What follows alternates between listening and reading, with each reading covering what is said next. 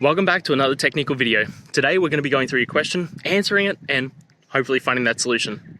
Guys, remember to stay just a little bit crazy like me, and hopefully get to that resolution. Now, let's continue on.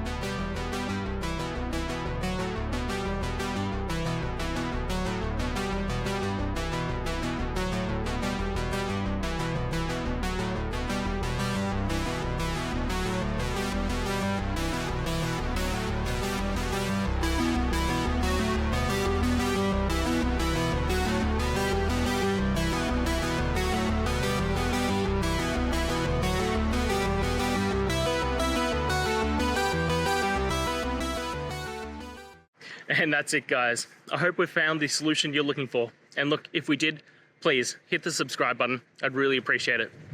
And until the next time you need technical help, I hope you have a good one.